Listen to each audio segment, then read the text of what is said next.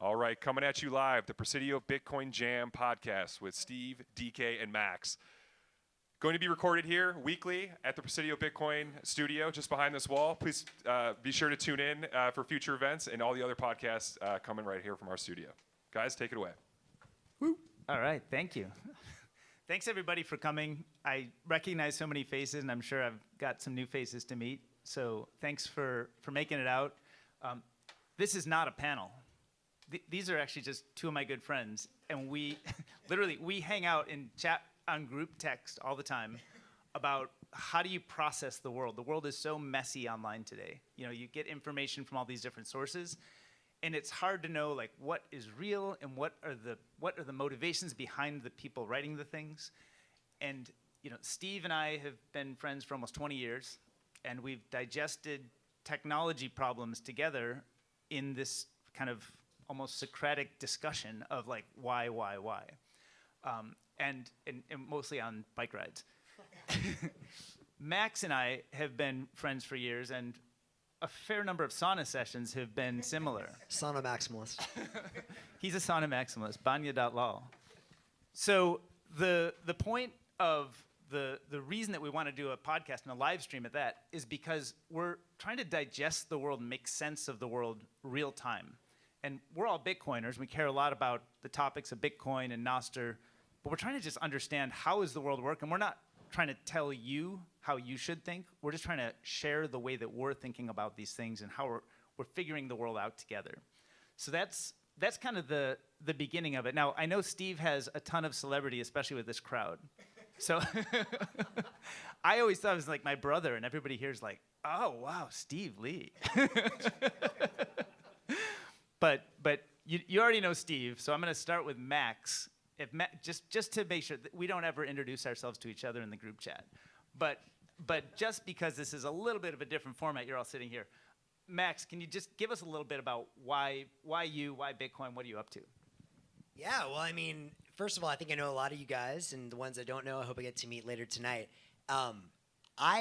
I mean, I have a lot of, I guess, diverse interests, and over time, I guess Bitcoin is one of the things that's common to many of them. But I'll just say, I mean, I read about Bitcoin in 2011, thought it was very interesting, completely ignored it, wish I obviously had not. But since then, you know, I'm very interested in understanding what is reality. I'm very interested in understanding what is evolution, how do systems evolve. And I think, you know, maybe three things that have really stuck with me and guided me on what I'm doing right now. One is I, you know, come from the energy industry. I'm both a sort of a Bitcoin maximalist, a sauna maximalist apparently, and also a solar maximalist, which is very different, I think, than a lot of people and what you hear in the energy world today. But I got really obsessed with this idea that solar was falling down a cliff, and as was storage, and that eventually it would be the cheapest source of energy in the world.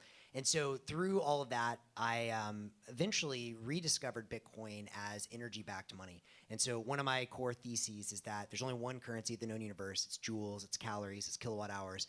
Many of the greatest minds in human history, Tesla, Edison, Ford, Buckminster Fuller, my favorite, they all saw this coming. And so that was a big eureka moment for me. Number two was I lived in Mexico for a long time, about 5 years, and you know, to that point, I saw a lot of my friends, you know, not able to use payment and saving systems. That was a big thing. And then I think since then, number three, I've just become really interested in this idea, evolutionary-wise, of what does it look like for the next life form to evolve? And I think the big thing that I'm sort of wrestling with and thinking a lot about these days is all of the antiquated structures that we've had, corporations and nations and states, I don't think really, they don't really fit the mold of what's coming next. And I think what I see in Bitcoin, now with Nostr, some of the open intelligence stuff that Jack was talking about, is I think we're moving past corporations and states, and I think we're moving to a global commons. And I think of Bitcoins as commons monies. And you know, I love building businesses on top. By day, I'm a venture capitalist, and I've invested in about 50 companies building on Bitcoin, Nostr, and Lightning. But I think the big core idea to me is when that next life form evolves, and I think it's going to be humans, I think it's going to be agents together, I think it has to happen on a commons, or otherwise it's going to be pretty unsavory and limited. So, and that's the name of my fund is HiveMind, hivemind.vc. You can read more about what I do there. And the podcast, your own podcast is called Ideas from the Edge. Oh yeah, if you guys want something out there, Ideas from the Edge. We do talk about Bitcoin and Nostr a lot, but I'm very interested in evolution. I'm very interested in, lately I've been obsessed with the Mayans and a bunch of ancient civilizations. So you can get your fill on all kinds of crazy things. So Steve, everybody knows you, but do you want to tell us a little bit of context, like why you're friends with us? Wow, you really put me on the spot here. Yeah, well, as David said, we've probably ridden like 20,000 miles on bikes, and we've run thousands of miles together too. So we met we met at Google 2 decades ago, and been sort of fitness buddies since, but also technologist nerds. And then Max, I think we first met when you were doing Bitcoin surveys in Mexico, and then we just got connected through that, and ever since then. But the main thing I'd say about what I'm excited about this show ongoing is it's a goal we have with this show is consistent with the goal for Presidio Bitcoin, and that's outreach to Silicon Valley. So Silicon Valley institutions, big tech companies, Stanford and UC Berkeley, EFF, all these important institutions that we feel, and I think probably everyone here feels like should absolutely understand Bitcoin and see how powerful in the potential is, and how. But the reality is, there's a huge gap between Silicon Valley community and Bitcoin communities. I don't think these communities generally understand each other, and they should. So the three of us hopefully are suited to help with that. We all come from Silicon Valley, have worked in Silicon Valley, can speak that language, but are in our hearts, Bitcoiners, and now at least the two of us are day jobs, are Bitcoin. So if we're successful with this show, our primary audience is people at big tech in Silicon Valley understanding Bitcoin better. And we want to be like a home for when people hear about, oh, I thought there's a thing you can do with crypto or Web3. We want to be a home. Hey, come hang out with us. We'll share some other stories. There's other ways to do these things. And hopefully people can learn. Like I know I see Shazan out in the audience. He actually was in undergrad, and he was surrounded by people who are all crypto Web3, and he's like, this is crazy. Once you look at it, this stuff doesn't make sense. Like Bitcoin is the thing. That's the innovation. And so he explained to me that he felt very frustrated that he didn't have a community, and nobody's ideas made sense to him. And now I think there's probably people over at Berkeley or Stanford or Hacker or wherever in the mission who has an idea and wants to add payments or money to an application idea they have, but they don't know who to talk to or where to start. So I hope that this kind of bridge idea, like we have enough of a foot in that side of the world, and when we have enough of a foot in this side of the world, and I hope that we can sort of be that bridge. And just like if we share the ideas and we sort of share candid discussion of like how do we process work, like we've chatted before about the Willow, the Google announcement about Willow and quantum computing.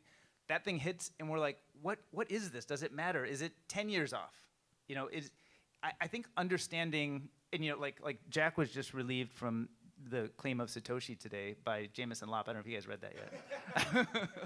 He did a really good detailed analysis about why Jack is not Satoshi. And so like one of the things he does kind of a time by time analysis. I think Jack went on stage somewhere and gave a talk, and at the same time he was giving a talk, Satoshi was on Bitcoin Talk talking about quantum resistance. But Jack had an AI agent back then. Satoshi is an AI, guys. Come on. So I think there's like an opportunity to be that bridge and be kind of a home. Yeah, I mean, two things I want to add to that. It was really shocking to me. So before I started my own fund focused on Bitcoin, Lightning, and Nostr, I was at a different fund, and we invested in all the crypto projects, all the Ethereum stuff. And it was shocking to me. And at that time, I was trying to be very open-minded. And I mentioned this to some of y'all before, but I asked every project that we tried to invest in, I said, do you run a full node for your ecosystem, for Ethereum? And do you know how many said they did? 0. Literally 0. And that's when I was like, this is like fraudulent. Afuera. Or like, what? Like, or these guys have no idea what's going on. Either way, it's pretty scary. And then I had a dinner with folks from Blockchain at Berkeley. I know there's some great Berkeley builders here. And literally every single one, this was 2022, I told them, well, I only invest in the Lightning Network. And they all said, oh, but that died in 2018. I was like, died? It hadn't even started then. What are you talking about? Like, so I think there's just like this tremendous opportunity. There are like, you know, the best builders in the world, places like Stanford and Berkeley. Bring them in here, show them, no, it's not dead. There's a ton happening. And then the second thing, my own personal goal is I really think the AI thing is much bigger than most people realize. You know, and all of it, I mean, at the end of the day, it's happening, I guess, in China too, but right here in San Francisco. And I don't know if even you guys know this, but in 2019, I was living with a bunch of my friends who were early at OpenAI. And at that point, it was still open. And they were able to show me things like the early GPT, and they really believed in open source. And it was awesome. All my friends, and we talked about it. Now they've all since left, of course. And anyone that I talked to from that world, you know, first of all, they've gone much more centralized, or they got so rich they're just kind of retired now. But when I tell them, well, I had this vision of like maybe agents are going to work together and to be a collective, decentralized inference and intelligence network, you know, the first thing they tell me is, oh, please, not more of that crypto crap. Like, please, not again. No more of this crypto crap. It's like, no, you don't understand. It's Bitcoin. No, please don't. And so if we can somehow in this space engage the best AI builders in the world and show them like, no, you actually can build decentralized intelligence, and no, we're not trying to scam you. I would view that a huge win for us and hopefully humanity. Yeah, and I think some of the centralized platforms don't even necessarily hold themselves to the same standards. I saw the, did you see the Stripe, I think it was like their annual report that they published, and they kind of had a whole section on stable coins, but they kind of just give it a pass and say, you know, they're decentralized. It's like, well, let's peel that back. They're not decentralized in the way that we think about decentralized. So I think it's good to have a place where we can talk about those kinds of things. Like, what is our stable coins decentralized? Like the Collisons think so. Do you think so, Steve?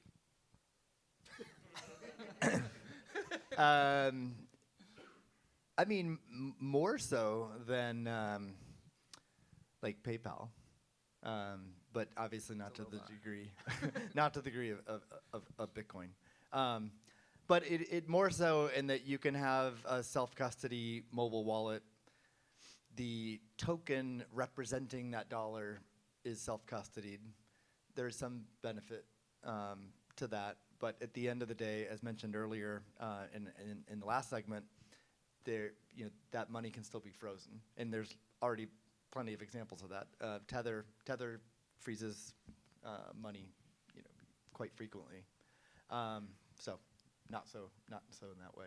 One thing I wanted to mention quick, so everyone knows, another characteristic of our show is that there's audience engagement. So now we typically are doing live streaming on Fridays, and so people will do text chat with either commentary or questions, and then we can read it, and then we can decide when to respond. Here we have a live audience, but we want to appeal to the live audience as well. So if anyone has a question, or not just question, but if you want to add to anything, please raise your hand. We'll get you a mic. Tell us we're crazy. That's okay too. So on one theme that we've talked about a lot in private and came up, I think, in every session today is that Bitcoin is not okay if it. We don't want to see a future where Bitcoin is just some asset to be held, and it's fine as a financial product, and it's useful, and it can often be attractive to get people curious about it. But if it doesn't actually get used, and if you can't actually build things on it and with it, then it's probably just not going to make it. So what are the types of things? I think you each are coming from like a pretty different perspective. Whenever I ask Steve about these things, he talks about like a new protocol development of like some hacker, over somewhere else in the world, and then Max tells me about a new company. And so they're very different perspectives on kind of the same thing. How do you take Bitcoin out of just being a culture where it's okay to hold, and it becomes a culture that it's important to use and to build on? Well, I'll start by just stating a long-term concern I have, and that's around ETFs. And I'm not an ETF hater. I actually think it's great that there's Bitcoin ETFs. It makes it far more accessible to a large segment of people to be their, to get off zero and be their first ownership of Bitcoin. So I think it's great that ETF exists. But I have noticed a pattern among some friends and colleagues I know who were storing Bitcoin either in self-custody or like on Coinbase, and they've actually decided to move to an ETF to improve their security. They're worried about getting their Coinbase account hacked or making a mistake with self-custody. And I find that alarming because if that's a long-term trend and the vast majority of people and Bitcoin are in ETFs, then the entire Bitcoin project fails. And no matter why you're into Bitcoin, even if the only reason is store of value, which is perfectly valid reason to be into Bitcoin, that value will decline over time.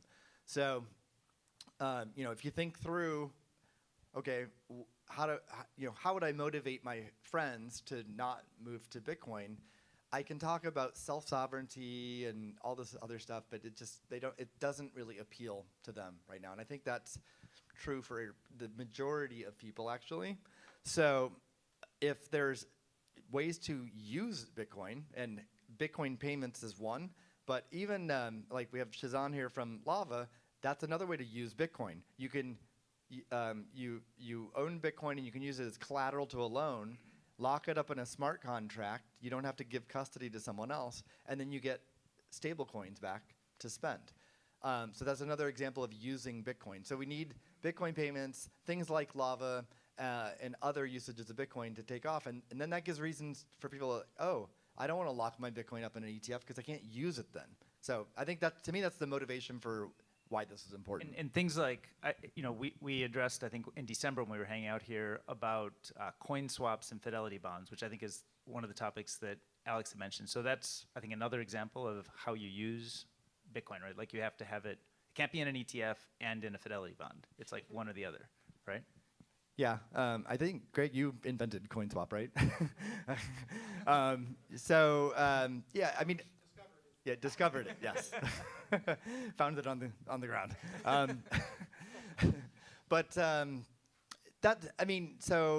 That project is it's super early. I mean, it's still in development. It's not deployed. No one's using it, but it's a good example of not only does it have great privacy protection for people, but a part of the way it works it includes these fidelity bonds, because a lot of the privacy projects that exist in the space, you need multiple participants, and you need to protect against participants who are trying to defeat the privacy elements of it. And so you can Sybil attack many of these systems. It applies to like all coin joins and could also apply to CoinSwap. So you don't want adversaries involved, and because the whole point is not to reveal your identity, you don't know who's who. So how do you know if there are or not adversaries? So this has a mechanism called fidelity bonds where you lock up Bitcoin for a period of time, so it makes it costly for you to be an adversary. So if such a system became popular and took off, it's just like another example. It has a really cool property because you can earn a yield on your Bitcoin while it's in your cold storage, which is a pretty mind-blowing concept. That not only do you not have to give this to another entity to earn yield, or like the Lightning Network, you can keep self-custody and earn yield, but it's in a hot wallet, so there's a security risk you're taking. Here, you can have cold storage, and the reason you're getting a yield is because you've time-locked your Bitcoin, and it can't be spent for some period, like 6 months, say. So the opportunity cost of that money is why you're getting a yield. So if such a system became popular, that would be another reason people would want to take custody of their Bitcoin. What is the timing on this? Because once you explained that idea to me when I first heard about it a few months ago, I got really excited about it. But it sounds like, I think when I followed up, you said, well, it's kind of early and there's some experiments and stuff. But are we sort of close to being able to productize something like that? Like, is it going to be able to be available as a service? Is it 6 months, 2 years, 10 years? 2 weeks. Andrew?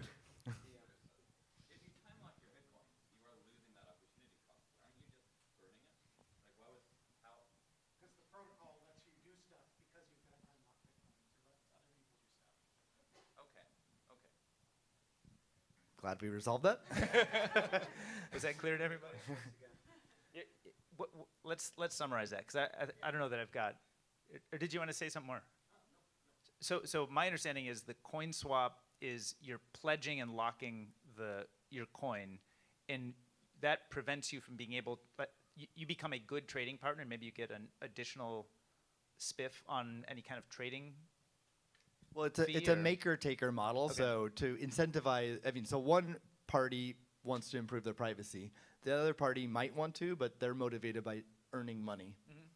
So that's the two parties involved in this coin swap. And a nice characteristic of coin swap compared to coin join is that there's like a coin join, you can look at the blockchain and there's a pattern there. You can see that, oh, this was almost certainly a coin join. So even though you gain privacy, you can gain privacy through that, you still might face scrutiny in the future. You try to deposit it, at Cash App or Coinbase or whatever, and then they might be like, we don't like the history of these coins. Right. But with a coin swap, you don't get that identifiable pattern in the blockchain. So that's a big benefit with it. So yeah, so why don't we have this? Why aren't we all using it?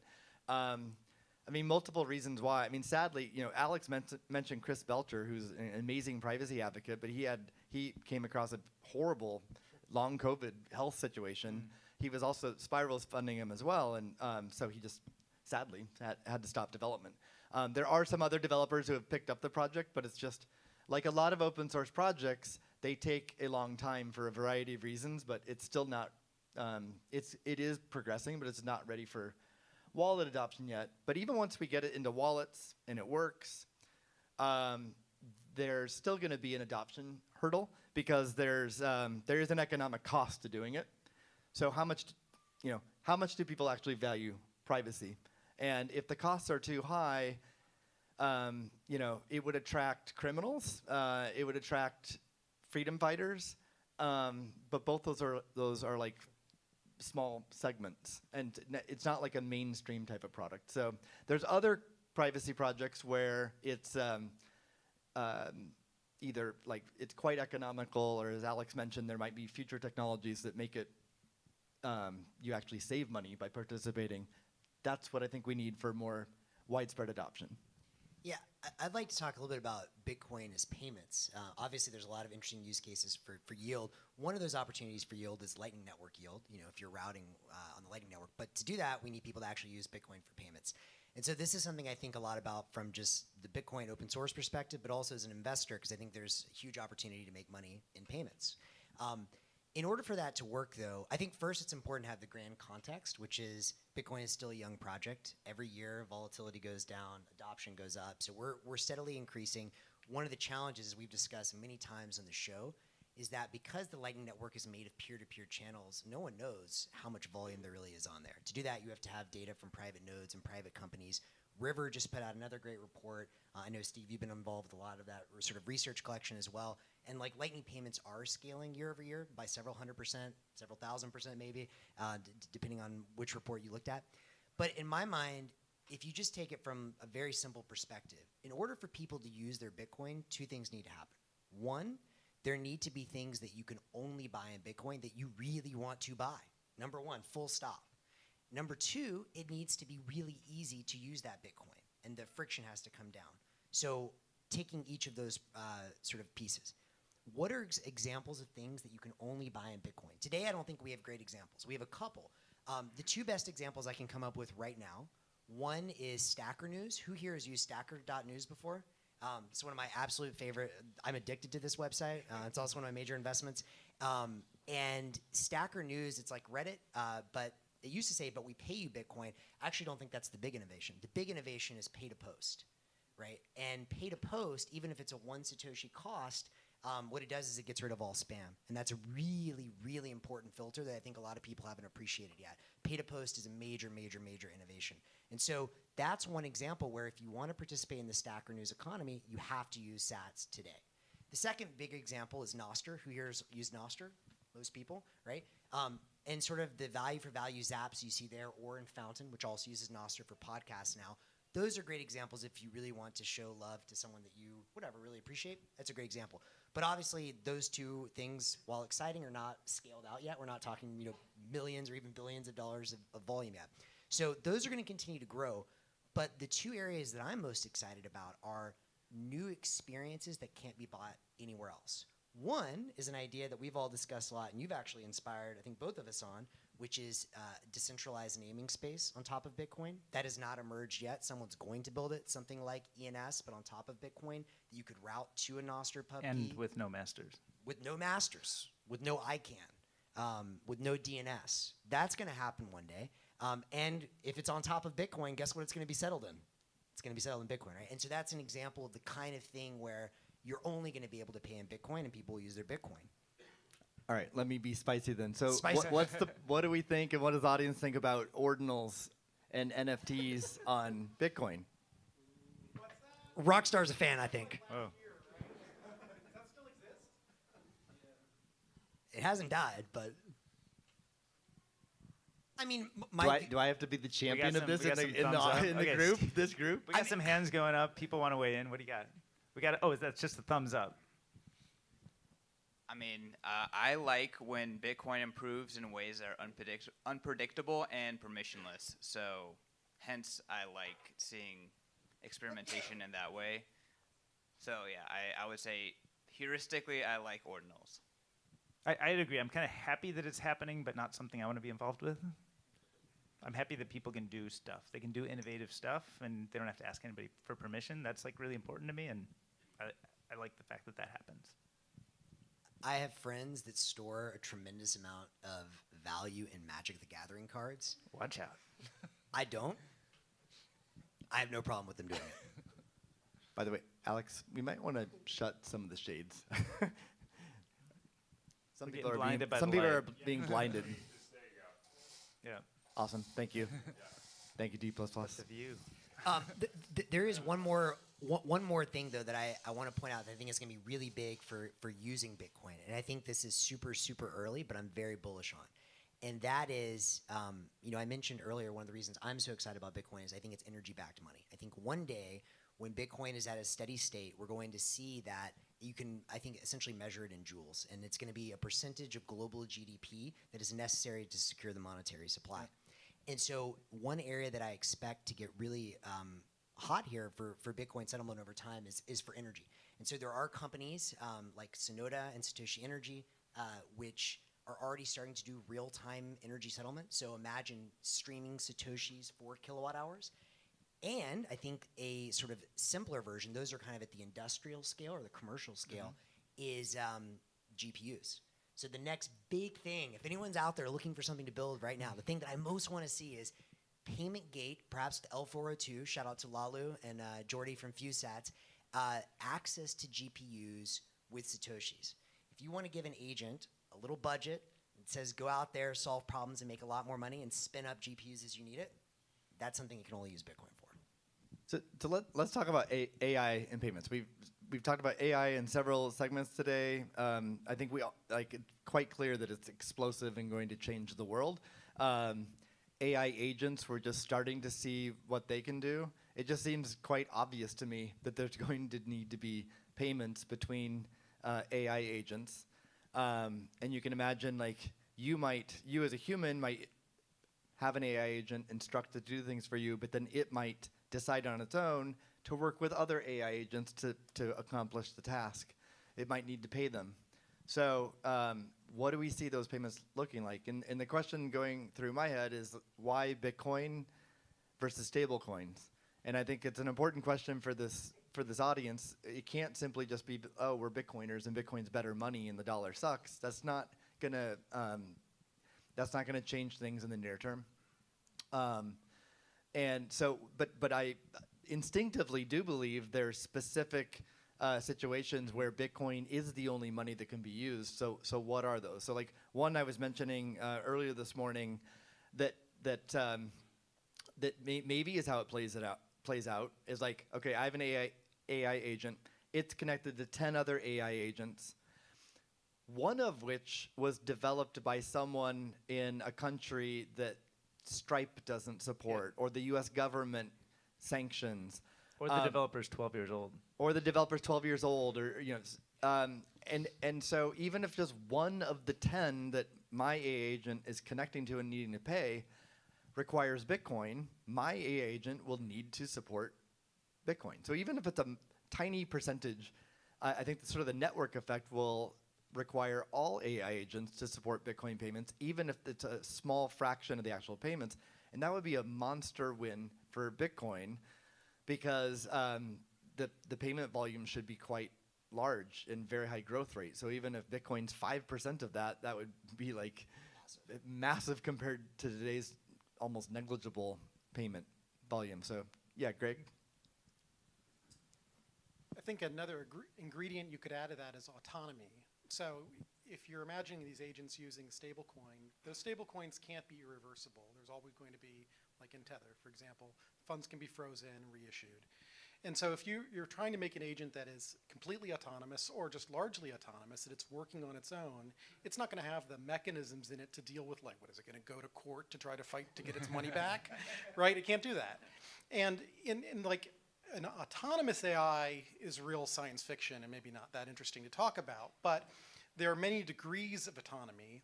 And when you get to the lower levels of degrees of autonomy, it's really about the cost of operations. And so if these AIs are going to be competing against each other for the lowest prices, they can't really have any processing costs to go through and like fight a reverse transaction. And that's a place that an irreversible payments mechanism is extremely advantaged. Yeah, it would not surprise me if stable coins turn out to be a first step and ultimately like an onboarding or a marketing way to get people building these tools and using something that appears to be cryptographically secure. And once you've built the applications, there's going to be somebody who gets rugged. And when that rugging happens, that's going to be the best marketing ever for there's a way to not get rugged. Take that stablecoin thing you were doing and flip it out. Yeah, I agree with both of those. And I really like your point a lot, Greg. I think, to me, I mean, I actually think it is very interesting to talk about. The question that I'm most interested in is, you know, what does it look like when you evolve life versus design life? And, you know, designing is very shallow, and that's what we're seeing in all of the AI stuff happening right now. It's very fragile. But evolution, that's how we all got here, or at least as best we know. And I think, you know, one of the ideas that's really shifted my mind, Drew Bansel has a really beautiful idea around the idea. He said that I think a Bitcoin key is going to be, if you think that Bitcoin is the digital representation of energy, it's like digital ATP, and you need some kind of a membrane to separate inside from outside in that world. And sort of his hypothesis was it's going to be a Bitcoin key. I actually now think it's going to be a Nostr key that controls a subfleet of Bitcoin keys via Nostr Wallet Connect, I think, is what I'm currently most excited about. And the thing that I think that could really pop off here is if you literally had one of these keys and you said, here is one Bitcoin. I want you to go out there. Ideally, you know, don't hurt anyone, like maybe some Asimov type rules or something. But I want you to go into a free and open environment and solve people's problems such that they give you Bitcoin. And if you think about it, by the way, how do you align AI or intelligence in a way that it doesn't paperclip maximize us? One, I like Elon's idea of truth maximizing, but I also think a way is just like stack sats. Because if it's going to paperclip maximize us and we have the sats, no, it should actually be doing services to get our sats, right? And so I think one of the most interesting also things I'm interested in investing in is who's going to build these early, like the real DAO, like autonomous organizations that are out there with Bitcoin keys solving problems. And to do that, they need to be in an open environment where they can pay for their own GPUs and solve problems. And I think that's probably going to be on Nostr or somewhere where there are Bitcoin payments accepted.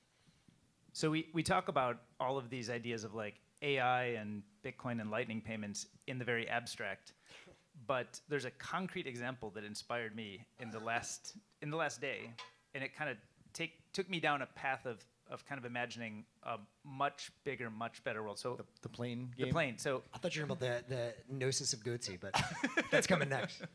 So I was sitting in a cafe with Steve yesterday, and I said, you got to go check out this thing, fly.pieter.com. And there's a guy, he's kind of a somewhat notable indie hacker, not involved with Bitcoin or anything, but he builds a bunch of little projects and launches them. And in this one that he launched, he built entirely with Claude 3.7 Sonnet, I think, and Grok in the back end. So he writes code, but he didn't write code for this. He deployed the thing, and it's a flight simulator that is a multiplayer. He didn't write any of the code, and you can like take off in a 3D environment and shoot things down and see other people. I made it to Mars. Yes, Steve's first thing was, I'm getting out of here. The rock is cooked. We could use you on Earth still, but there's a little badge in the side that you can sign up and pay $30. It's just U.S. dollars. It's just probably Stripe or something, but it shows kind of the combination of how AI coding simplifies things, and there's a desire for payments right there. And this is one example. Now today, I don't know if you saw the latest today, somebody was inspired by that, and they launched kind of a ground simulator, similar kind of aesthetic, but they literally must have done it in 24 hours, right? And now they're selling something. So I think, we talk about the use cases we understand, right? Like go to Bitcoin Park and pay for something, buy a beer or something, or go buy a block clock or something. Those are easy to understand, but the things that are going to be interesting are the ones that we don't really understand yet. And so whenever I see something like that kind of inspires me, because I feel like, like Roblox is a phenomenon. Kids build Roblox games. There's already payments set for that, and they do it and they make money just building, kind of amateur little games. I think the whole web can now be a playland like that. And I think AI, whether it's centralized or decentralized or open source, I think that problem, I want us to get to the world where it's all open source and available, to run locally on everybody's machine with the very best models. We may not be there today, but let's focus also some attention on the great things that people are already able to do with the closed stuff, and think about plans and paths. Maybe China gives us that gift, but the paths to be able to do those things, today. You don't have to squint too hard to see that. Something you mentioned to me yesterday was about the concept that I guess some people are talking about, where a single entrepreneur who can build $1 billion of value with like basically without venture capital. Yeah. So what does that world look like? And you're relating it to Bitcoin. So yeah, well, I think like it's part of our bridge discussion, right? Because we're saying like Silicon Valley, I think we probably swim in it so much that we don't even recognize it, but this town is a venture capital town, right? That's what feeds everybody. That's the fuel to build the companies that we have. And that's a great tool, and there's great companies that get built that way. And we're involved in small scale, helping that ecosystem. But there's also a lot of new tools that come out that empower individuals in ways that you never have before. So if you wanted to build a game studio, you had an idea for a cool game, it's really hard to raise venture capital for a game studio, and it's really hard to raise any money for a game studio, but it's hard then to get like a team of designers and engineers and people together to do that. Well, now you don't have to deal with that. You just come up with the idea. And if you have a good idea and it sticks and it hits, it can create something that 1 billion people could use. And it doesn't necessarily require the same kind of venture capital tool that we've used in the past. It's not to say that venture capital is not a good tool. It's a good tool for certain types of things. But the way AI coding is working, it's really allowing so much more to be built by individuals. So I think we're just going to see proliferation of so many more things. And that's what I think Bitcoin and Lightning as a payment mechanism will be, because when you've got things that nobody's ever heard of or seen before, built by people who might not have access to our system, they might not be old enough to accept payments if they do have access to our system, but they can now put something out in the world, and because we have this open monetary network, they can start to receive payments. I think we're going to see kids who build something great, and we're going to see people who are all over the world who have a great idea. They can now express it without the need to get through sort of the capital and recruiting thresholds that you have in the past. So I'm super excited about that, and I think there's great uses of venture capital still if you want to build rockets and space systems and stuff like that. But I think there's also a new way that's emerging, and it's not the default anymore. Yeah, I mean, I think that's absolutely right. And I think that if you're building a quantum computer like in the old days, probably VC makes sense. But if you're not, like, I would love to see a day where venture capital is no longer necessary. I think as an addendum to the software engineering example, I think this is true for any kind of creativity. If AI goes in, I mean, it can go in a very dark direction or a very light direction. A very dark direction is we all sit here and just scroll on our phones and we're more addicted than ever, and like that would suck. And for some people, that's probably what's going to happen. But a very light direction, I think, is people are just more creative in general, as software engineers, as artists, as musicians. And I think that, again, the more you have things open, the more you can innovate with how those projects come together. So one of the things I'm really excited about is this idea of sort of the remix economy between humans and agents. On Nostr, there is a project called well, there is still Wavelake, which I love, but God, I'm forgetting the name now. Stemster. Oh, And yeah. on Stemster, you can have like a track, and then someone else can say, "Well, I've got these drums, and I took my, my vocals, and I put it on top of that." Like one of the things, and then you can have split payments flow through with Lightning or eCash or some of these technologies that we're working with anyone. Like, and it could be a pseudonym, right? Maybe it is a 12-year-old, and maybe the guy that created the beat is actually an agent, and maybe the guy that gave us the sick horn is Steve, but under a pseudonym, and we don't know it. Like, Moneyball. yeah, exactly. Moneyballs is coming out there now. And who knows, right? Like you would have all these different things, and they all can link together and split. But my hope of, if this all goes well and building this in an open way with open payment systems and open data, is that it will unleash human creativity in companies, in art, and 10x the amount of it out there. And if it goes the other way, then, well, I'd be pretty sad. Rockstar Dev? Yeah, I wanted to go more in the direction of like humans, expand on what DK was saying, and maybe from my personal perspective, because being like an immigrant developer that didn't have connections, but got lucky, got connected with Miles, through Miles with Steve, then with Jack. Like my question also from perspective of you doing this space is like, what can developers like me that are now like, I don't know, 7 years back, what can they do? Like what are the best practices that you see so that they highlight their work, their code, and get connected with spaces like this? And then as well, from the other side, what is it that you three see that developers that are outside of these communities, Silicon Valley, are not doing well when it comes to promoting their projects, getting connected? Because again, like Steve, the way you support us devs is amazing. Like I don't know how you do it. You have like 100 meetings a week. And then you, Max, you're investing in various projects, LMBits, things like that. So I wanna hear your perspectives on this topic. I love Serbia, first of all. Someone does, finally. You and Alex Gladstein, yeah, but only because of Sergio. Let's see. Well, I mean, one of the beauties of open source is that it doesn't matter if you're here in the Presidio, you're in Serbia, or anywhere else on Earth.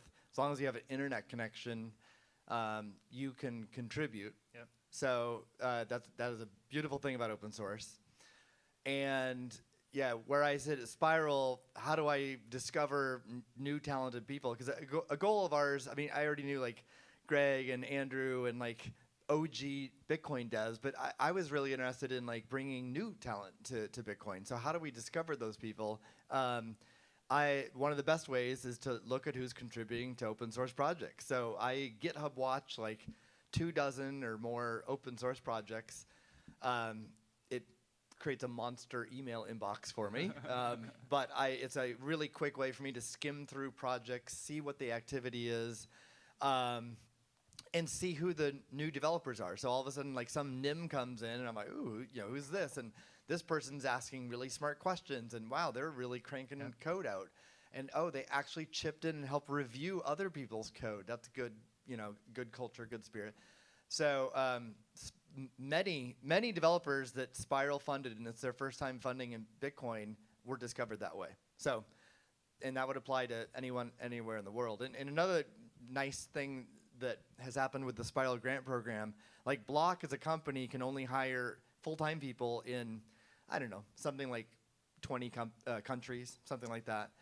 But there's just like, a company has to consider like legal ramifications, and there's just all this overhead, which totally makes sense from the company's perspective, but it's unfortunate, right? But with the grant program, Spiral's been able to fund developers in like a couple dozen countries, and we'd love to do even more.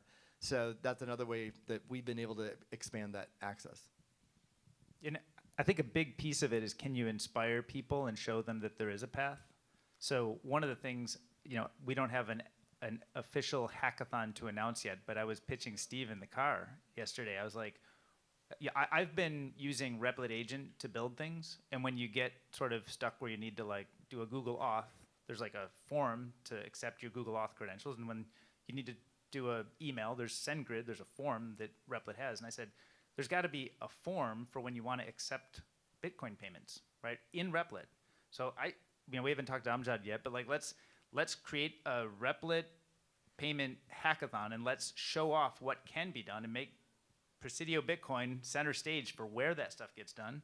And then maybe there's a kid anywhere, maybe Serbia, the 12-year-old in Serbia who could be inspired and say, oh, I can see what you can do and the tools are easy. Here's my contribution.